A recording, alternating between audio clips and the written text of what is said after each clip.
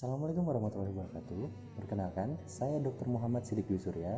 Saat ini saya bertugas di RSUD Panembahan Senopati Bantul, Yogyakarta dan Puskesmas JT1 Bantul, Yogyakarta. COVID-19 atau COVID-19 merupakan sebuah penyakit yang disebabkan oleh virus SARS-CoV-2 yang pertama kali ditemukan di Wuhan, China. Virus ini menyerang saluran pernafasan yang dapat menyerang manusia di segala usia, baik dari usia bayi sampai lansia, yang mana virus ini sudah ditetapkan oleh WHO atau Organisasi Kesehatan Dunia sebagai pandemi dunia. Pemberian kriteria pada penyakit COVID-19 ini sekarang sudah mengalami perubahan. Dulu mungkin kita menyebutnya sebagai ODP, PDP, ataupun OTG, ataupun terkonfirmasi COVID. Tapi saat ini ada 3 kriteria besar, terutama yaitu suspect, probable, dan terkonfirmasi COVID. Definisi kasus suspek adalah orang dengan gejala ISPA yang mana memiliki riwayat bepergian atau perjalanan dari wilayah dengan transmisi lokal.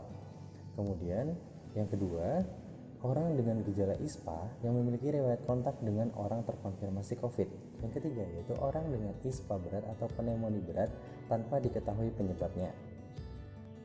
Definisi kasus probable adalah kasus suspek dengan ISPA berat atau ARDS (Acute Respiratory Distress Syndrome) atau meninggal dengan gambaran klinis sesuai COVID-19 dan tidak ada hasil PCR dengan alasan apapun. Definisi kasus terkonfirmasi yaitu orang dengan atau tanpa gejala dan dengan PCR positif, itu disebut sebagai terkonfirmasi COVID. COVID-19 dapat menular melalui droplet yang dihasilkan dari percikan ludah, baik dari orang yang berbicara, orang yang bernafas, ataupun bersin atau batuk dari orang yang terinfeksi COVID-19. Penularan COVID-19 melalui udara bisa dikarenakan oleh tindakan medis yang menghasilkan aerosol, contohnya nebulisasi atau penguapan, kemudian tindakan operasi gigi, ataupun tindakan-tindakan lain yang menghasilkan aerosol. Penularan COVID-19 melalui udara yang misalkan ada orang batuk atau bersin, apakah itu bisa menularkan? Jawabannya masih dalam tahap penelitian. Saat ini WHO atau Organisasi Kesehatan Dunia belum menetapkan bahwa penularan melalui udara dikarenakan orang yang bersin atau batuk dan virus yang melayang-layang di udara itu masih belum ditetapkan.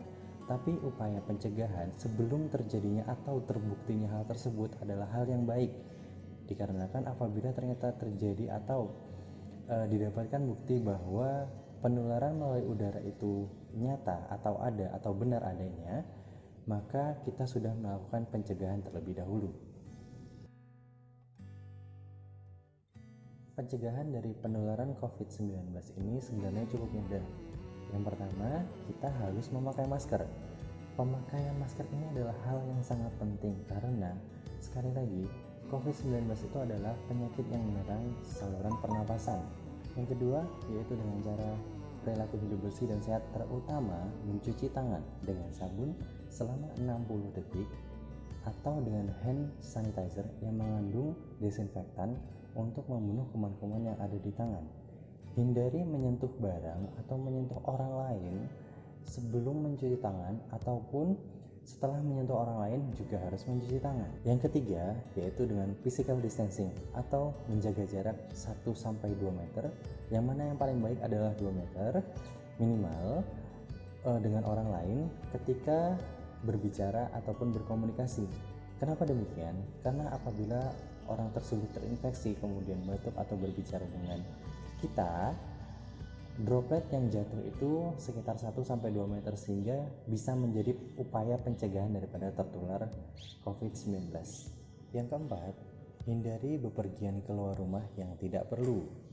Sebagai contoh, berkumpul-kumpul di tempat yang banyak orang, kemudian berwisata ke tempat yang banyak orang, ataupun bepergian ke tempat-tempat tertentu yang banyak orangnya tapi tanpa tujuan yang jelas. Karena hal demikian bisa menjadi sumber penularan dari COVID-19 itu sendiri.